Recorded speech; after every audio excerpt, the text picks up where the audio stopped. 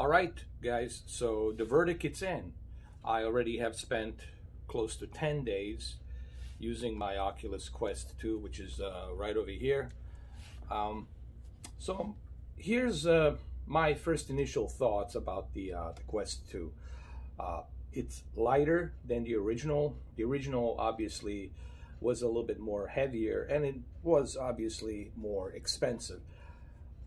This one, it's a bit smaller and a bit lighter, and I like that because my biggest problem that I had with the original Quest 1 was the fact that it was too heavy up front, and that was the one issue I had. With this one, it doesn't feel that heavy on your head.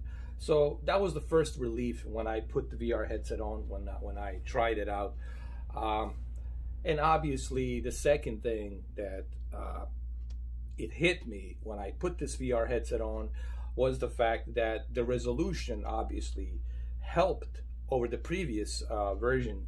The resolution on the Quest 2 is 1800 by 1900, and the Quest 1 was 1400 by 1600. To be exact, the Quest 2 has the resolution of 1832 by 1920, which is a pretty big increase. Actually, the resolution is higher than the Valve Index, as a matter of fact, because Valve Index, it's I believe 1400. This thing is here, it's 1600. I'm sorry. Valve Index, it's 1600. Quest 2, it's 1800 by 1900.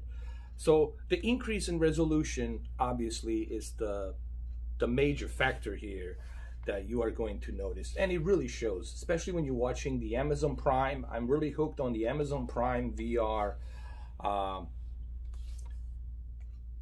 app. There's the app called the Amazon Prime VR, and you can watch your Amazon Prime movies in this beautiful detailed theater, and it's really good. The quality, I would say the quality is better than the big screen VR, in my opinion. And I'm really enjoying it. I'm enjoying it more than the big screen VR, because big screen VR, you know, you have to pay, you have to rent movies. Here, actually, you got tons of movies to watch on the Amazon Prime VR. So the resolution is the first thing that hit me. The second thing that hit me is the ability of 90 hertz, to be able to use the 90 hertz refresh rate. You can activate it right now. It's available, but there's not that many applications that support it. It's only when you go to the home menu, it's where you can use the 90 hertz.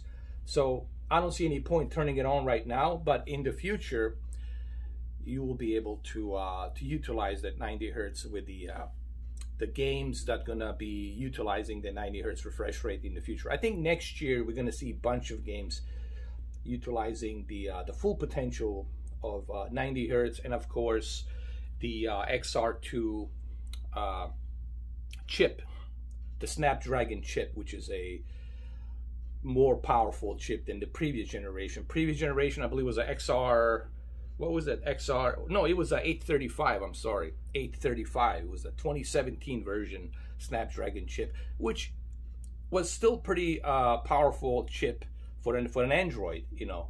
But this, it's even more powerful, state of the art XR2 2020 Snapdragon chip. And let's talk about the Velcro, and what do I think about this? This doesn't bother me, honestly.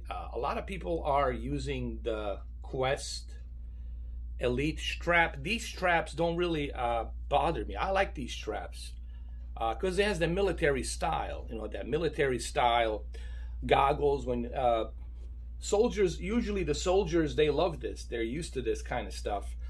So it's very durable. You don't have to worry about breaking or anything like that. This is good quality stuff right here. So this doesn't bother me. This makes me comfortable, because sometimes I like to lay on my bed and watch the Amazon Prime VR. I'm really hooked on Amazon Prime VR. I've been watching a lot of Amazon Prime VR, and let me tell you, This is so comfortable. Watching Amazon Prime VR and Netflix VR, laying on my bed with this strap, I really have no issues with this. You can tighten this up if it bothers you. If it's loosened up, you can tighten it up. You know, it shouldn't be a problem. At least it's not a problem to me. But hey, each to its own. Some people, I think it's great that the Facebook is giving you the option. Hey, if you don't like this, then go ahead, use their Elite strap or their $50 standalone strap without the battery pack. Or you can just go with the aftermarket third party and see what you can get. So you got options, and I think Facebook is doing something right here. Now let's talk about the big elephant in the room, because if I don't mention this big elephant in the room, then people are going to say, hey, Mr. 4K, why are you avoiding talking about this? No, I will address the elephant in the room. And it's not me, obviously. I'm not the big elephant in the room. We're talking about the Facebook. It is required for you to have a Facebook account to use a Quest 2. And if you don't have that Facebook account, you're going to have to create one. Now, here's the thing. Before you create your Facebook account, you have to make sure that you use your first and last name. You have to use your identity. You have to prove your identity that it's you. You have to use your real name. Okay, if you don't use your real name, if you use some fake name, they can suspend your account. They can ban your account. And once they ban you, that's it, man. You're on their algorithm system, and that's all there is to it. Then this becomes pretty much useless. You can just sell this, and that's that. So that could be one problem that I see people having. But it doesn't bother me. Look, everybody knows who I am. I mean, the entire internet knows my first and last name. It's really, I doesn't bother me, honestly. It really doesn't bother me one bit. But for some people, it might bother them. I don't know. But me, I don't care. You know, I'm out there on the, I got over 5,300 plus videos. Everybody knows who I am, so it doesn't really bother my ass. But it might bother some other people. Okay? I'm just speaking subjectively for myself. So the Facebook could be a turnoff to some people, and I think that's probably why this is available, why the Quest 2 it's available, the majority of stores. You can pretty much walk into a Best Buy and you can get the Quest 2 easily, because I think a lot of people are turned off that you have to use the Facebook and you have to use your real name. Now, I love these new touch controllers. They're much bigger. They're a little bit wider and thicker, which to me, it's a pretty good thing. That's what she said. I didn't say it. She said it. I'm just repeating what she said. I like it because I got a big hands. You know, I'm a big guy. You know, I'm a big guy. I might not look that big on the camera, but believe me, in person, I'm a totally different beast. You know, you would probably think I'm some kind of a Brock Lesnar cousin or some shit. Maybe I'm a Brock Lesnar cousin. I don't know. Even though I met Brock in Vegas only one time. Back then I was bigger too. So, anyway, I don't know, is there anything else I can say about the Quest 2? I love the design. I love how it feels on my head.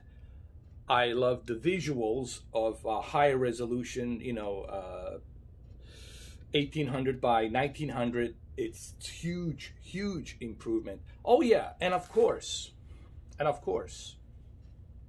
almost forgot, 256 gigabytes memory storage that you have here. I think it's worth an extra $100. I got the 256 gigabyte version. I think it's definitely worth the $100 extra, because having that extra storage, you know, I don't have to worry about, hey, you know, can I download this game? Do I have to delete something else? I want to have everything on this son of a gun. I want to have everything on it.